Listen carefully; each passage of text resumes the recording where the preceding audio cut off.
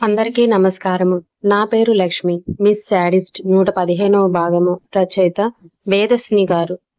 వీరు తనని తాను కొంచెం కంట్రోల్ చేసుకొని రూమ్‌లోకి వెళ్తాడు. వీర రూమ్‌లోకి వచ్చేసరికి మనస్విని బాధపడుతూ బాల్కనీలో నిలబడి ఉంటుంది. వీర్ మనస్సుని వెనుక నుండి వచ్చి మనస్సుని నడుము చుట్టూ చేతులు వేసి బిగించి గట్టిగా హత్తుకొని, "ఏమైందమ్ము? ఎందుకు నిన్నటి నుండి ఇలా బిహేవ్ చేస్తున్నావు? నీ వీరకి చెప్పకూడదా? నీ మనసులో ఏముందో? నువ్వు కావాలనే ఇదంతా చేస్తున్నావు కదా! మా అమ్మ మనసేంటో నాకు తెలీదా?" అని బాధగా అడుగుతూ ఉంటాడు వీర్. మనస్విని తన దుఃఖాన్ని పంటి దిగువన దాచి తన మనసులో, "వీర నువ్వు ఇలా నన్ను ప్రేమగా ట్రీట్ చేస్తూ ఉంటే నేనెలా నీకు దూరం కాగలను" అని అనుకుంటూ తన గొంతుని సవరించుకొని, "నేనేం బిహేవ్ చేస్తున్నాను? నేను నార్మల్‌గానే ఉన్నాను కదా! నువ్వే ఎక్కువగా ఆలోచిస్తున్నావు వీర" అని తన నడుమును చుట్టేసిన వీర చేతులు విడిపించుకోవాలని చూస్తుంది మనస్విని. వీర ఇంకా అంతకంతకు తన పట్టుని బిగించి ఇంకా మనస్వినిని పొదివి పట్టుకుంటాడు. మనస్వినికి మాటలు రావటం లేదు. అంత ప్రేమగా వీర తన దగ్గరికి వస్తూ ఉంటే మనసు వీరని కాదనటానికి ఒప్పుకోవటం లేదు. వీర చిన్నగా మనస్విని భుజం మీద ముద్దు పెట్టుకొని ముందు వైపుకి తిప్పుకుంటాడు.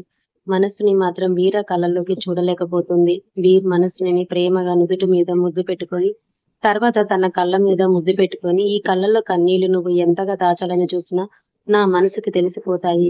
సారీ అమ్ము. నువ్వు ఏదో విషయంలో బాధపడుతున్నావు అని తెలిసినా కూడా అసలు ఆ విషయం తెలుసుకోకుండా రంగమ్మని డాడీని అనేసరికి నీ మీద సీరియస్ అయ్యి కోపం తెచ్చుకున్నాను. నీకు తెలుసు కదా! డాడీ అంటే నాకు ఎంత ఇష్టమో. ఆయన కేవలం నా కోసం మాత్రమే బ్రతుకుతున్నారు. ఆయన జీవితంలో నేను నువ్వు తప్ప ఇంకా ఎవరూ లేరు. అలాంటిది డాడీ మాటకే నువ్వు ఎదురు చెప్పావు. అందుకని నీ మీద సీరియస్ అయ్యాను. సారీ చెప్పమన్నాను. నాకు తెలుసమ్మో, నాకన్నా నీకు డాడీ మీద గౌరవం ఎక్కువ అని. నువ్వు డాడీని అలా రెస్పెక్ట్ లేకుండా మాట్లాడుతున్నావంటేనే తెలుస్తుంది. విషయం చాలా పెద్దది అని. అసలు విషయం ఏంటి నాకు చెప్పమ్ము. నిజం చెప్పు. తెలుసు నేను బాధపడటం నువ్వు చూడలేవు అని. మరి ఎందుకు ఇలా చేస్తున్నావు? నీ వీరని ఎందుకు ఇంతలా బాధ పెడుతున్నావు? నేను బాధపడిన దానికి వెయ్యింతల బాధ నువ్వు పడుతున్నావు అన్నదే నా బాధ అని అంటూ ఉంటాడు వీర్. మనసుని నేనేమి బాధపడటం లేదు వీరా. అయినా నేనెందుకు బాధపడతాను? ఇప్పుడు నాకు ఎవరితో మాట్లాడాలని లేదు అని అంటుంది. వీర్ ఇంకా ఎక్కువగా మనసుని ఇబ్బంది పెట్టకూడదని, విషయం తానే స్వయంగా తెలుసుకోవాలని అనుకోని మనస్వినితో, "నిన్ను ఇబ్బంది పెట్టడం నాకు కూడా ఇష్టం లేదు అమ్ము. సర్లే, నీకు చెప్పడం ఇష్టం లేకపోతే చెప్పకు. నీకు చెప్పాలనిపించినప్పుడే చెప్పు. కానీ ఇలా నీలో నువ్వే బాధపడుతూ ఉంటే నీ ఆరోగ్యం ఏమైపోతుంది" అని అంటూ మనస్సుని ఎక్కువసేపు ఎమోషనల్‌గా ఉంచటం కరెక్ట్ కాదని వీర్ మనస్సుని మూడ్ మార్చడానికి ప్రయత్నిస్తూ ఉంటాడు. వీర్ మనస్సునితో, "నాకు తెలుసమ్ము. ఇప్పుడు నా అమ్ముకి నా ప్రేమ కావాలి. నా అమ్ము ప్రేమ నాకు కావాలి. మన ఇద్దరి సాంగత్యమే మన మనసులోని బాధను తగ్గిస్తుంది" అని అంటూ మనస్విని తన 2 చేతులతో ఎత్తుకొని రూమ్‌లోకి తీసుకొని వచ్చి బెడ్ మీద పడుకోబెడతాడు వీర్. మనస్విని ఆ క్షణం మన వీర మాయలోకి వెళ్ళిపోతుంది. వీర మనస్విని పక్కన చేరి మనస్విని నడుము పైన చెయ్యి వేసి దగ్గరకు లాక్కుంటాడు. మనస్విని సిగ్గుతో ముడుచుకుపోతుంది. వీర మనస్విని వణుకుతున్న అధరాలను తన అధరాలతో ముడివేస్తాడు. ఆ ముద్దు నీకు ఏ కష్టంలోనైనా నేను తోడున్నాను అనే ధైర్యాన్ని ఇస్తూ ఉంటుంది మనస్వినికి. వీర ముద్దుని కొనసాగిస్తూనే మెల్లగా మనస్విని చీర లోపల నడుముని తన చేతితో నలిపేస్తూ మనస్విని ఎద అందాలను తన ఎదకు గట్టిగా అదిమి పట్టుకుంటాడు. మనస్విని తనువంతా జల్లుమంటుంది. వీర స్పర్శకి మనస్విని శరీరం, మనసు మొత్తం తీయని పులకింత పారుతూ ఉంటుంది. మొదట మనస్విని వీర ముద్దుని, వీర స్పర్శని ఆస్వాదించిన తర్వాత మాత్రం మనస్విని ఈ లోకంలోకి వచ్చి, నేనేంటి ఇలా వీర ప్రేమలో బలహీన పడిపోతున్నాను. ఇప్పుడు నేను వీరకి దగ్గర కాకూడదు. ఇదే సరి అయిన సమయం. ఇంతకు మించి మంచి అవకాశం దొరకదు అని అనుకోని, తన వీర తన మీద ప్రేమ తనను తాకుతూ ఉంటే, తన వీరాన్ని తనకి దగ్గర కావద్దని చెప్పటం, తన వీరాన్ని బాధ పెట్టడం ఎంత కష్టమో మనస్వినికి తెలుసు. మనసుని తన గుండెని రాయి చేసుకొని కావాలనే వీరాన్ని కొంచెం దూరంగా నెట్టేస్తుంది.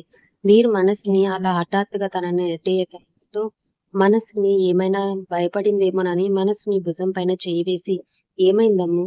ఏమైనా ఇబ్బందిగా ఉందా? ఏమైనా పెయిన్‌గా ఉందా? లేకపోతే ఏదైనా గుర్తుకు వచ్చిందా? నువ్వు బాగానే ఉన్నావు కదా" అని కంగారు పడుతూ అడుగుతాడు వీరు. మనసుని కోపంగా, "అవును వీరా, చాలా ఇబ్బందిగా ఉంది. నువ్వు నన్ను నా ఇష్టం లేకుండా తాకుతుంటే చాలా కంపరంగా అనిపిస్తుంది. ముందు నువ్వు నాకు దూరంగా ఉండు. నన్ను తాకకు అని తన భుజం పైన ఉన్న వీర చెయ్యిని దూరంగా నెట్టేస్తుంది మనస్విని. వీర్ మనస్విని బిహేవియర్ కి పూర్తి షాక్ లో ఉంటాడు. ఎలా రెస్పాండ్ అవ్వాలో కూడా ఆలోచించే స్థితిలో లేడు వీర్.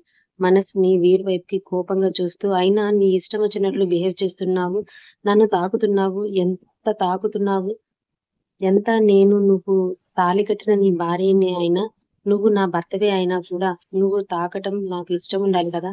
నాకు నీ మీద ఫీలింగ్స్ రావాలి కదా!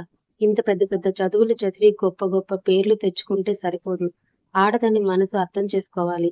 ఇప్పుడు నాకు నీ పక్కన బెడ్ మీద పడుకోవడమే చిరాగ్గా ఉంది. నాతో నువ్వు అసలు మాట్లాడకు అని అంటూ బెడ్ పై నుండి లేవటానికి ప్రయత్నిస్తుంది మనస్విని. అప్పుడు వీర్ షాక్ లో నుండి బయటపడి, ఏమైందమ్ము? అసలిప్పుడు ఏం జరిగింది అని, ఇప్పుడు నేనేం చేశానని అలా మాట్లాడుతున్నావు అని అంటూ మనస్వినిని ఆపటానికి చెయ్యి పట్టుకుంటాడు వీర్.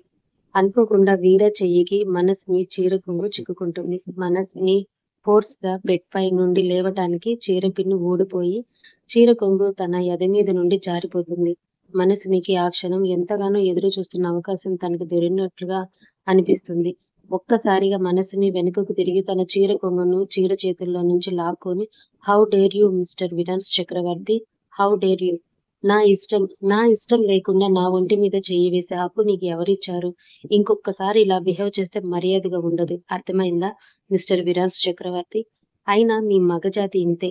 ఆడదాని మనసుతో సంబంధం లేదు. ఆడదాని శరీరం మాత్రమే కావాలి మీకు.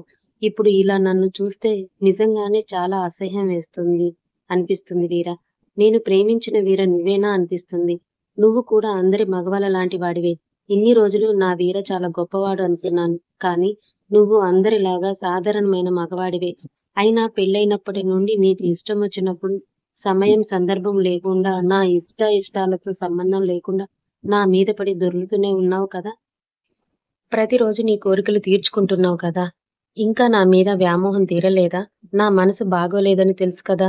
ఈ ఒక్క రోజుకి నన్ను వదిలేయవా? నాకు దూరంగా ఉండలేవా? అయినా కూడా నీకు నీ కోరిక తీరటం ముఖ్యం కదా! అయినా నేనే పిచ్చిదాన్ని. మనుషుల గురించి అర్థం చేసుకోకుండా నా మీద ఉన్న నీ కోరికలను ఇన్ని రోజులు ప్రేమ అనే అందమైన పేరు పెట్టుకున్నాను. కానీ ఇప్పుడు తెలుస్తుంది నాకు నీ నిజ స్వరూపం. నీకు కూడా కావాల్సింది బయటికి కనబడే ఈ అందమైన శరీరమే తప్ప మనసు కాదు అని. ఇప్పుడేమంటావు వీరా? భర్తగా నీకు నా మీద హక్కులు ఉన్నాయి అనుకుంటున్నావు కదా! నీకు కావాల్సింది నీకు ఇవ్వాలి కదా! ఇప్పుడు నీ శరీరానికి నా శరీరం అవసరాలకు నా శరీరం అందించాలి. నీకు సుఖాన్ని ఇవ్వాలి. అంతే కదా! నువ్వు కోరుకునేదే నా శరీరమే కదా! ఒక్కరోజు, ఒక్క పూట కూడా నువ్వు నీ కోరికలను కంట్రోల్ చేసుకోలేవు కదా! సరే, నీ ఇష్టం వచ్చినట్లు కానివ్వు.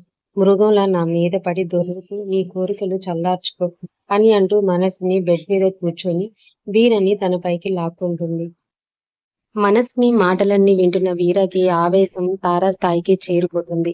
వీర కోపం తన కంట్రోల్లో నుండి ఎప్పుడో దాటిపోయింది. వీర ముఖం కోపంతో ఎర్రబడిపోయింది.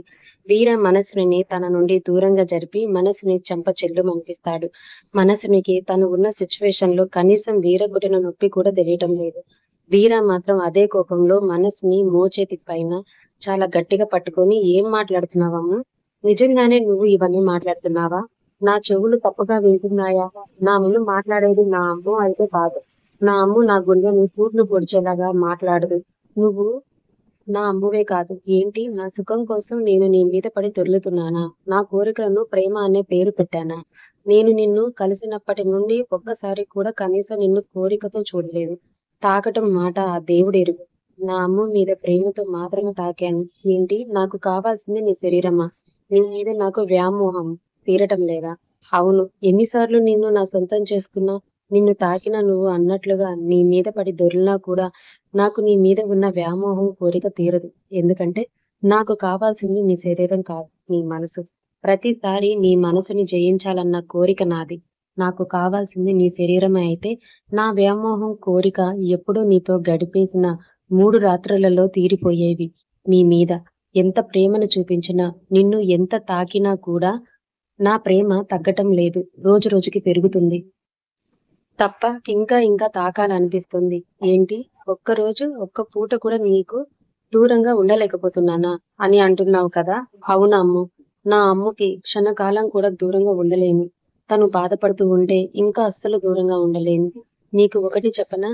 నిన్ను ప్రేమతో తాకినా కూడా నీ సుకుమారమైన శరీరం నా కింద పడి నలుగుతూ ఉంటే, నేను ఉద్రేకంలో నిన్ను గట్టిగా హత్తుకుంటూ ఉంటే, నా అమ్ముకి ఎక్కడ నొప్పిగా ఉంటుందోనని, నా అమ్ముకి ఎక్కడ ఇబ్బంది అవుతుందేమోనని నీతో కలిసిపోతున్నప్పుడు కూడా అనుక్షణం ఆలోచిస్తూ ఉంటాను. అంత ప్రేమ నువ్వంటే నాకు. నేను నీ మీద పడి మృగంలా దొర్లుతున్నానా? అలా ఎలా అనగలుగుతున్నావమ్ము? ఆ మాటలు ఒక్క క్షణం కూడా నీ వీర ఎంత బాధపడతాడో అని ఆలోచించలేదు కదా! అని బాధపడుతూ, ఆవేశపడుతూ ఉంటాడు వీరు. మనస్సుని మాత్రం తను అన్న మాటలకు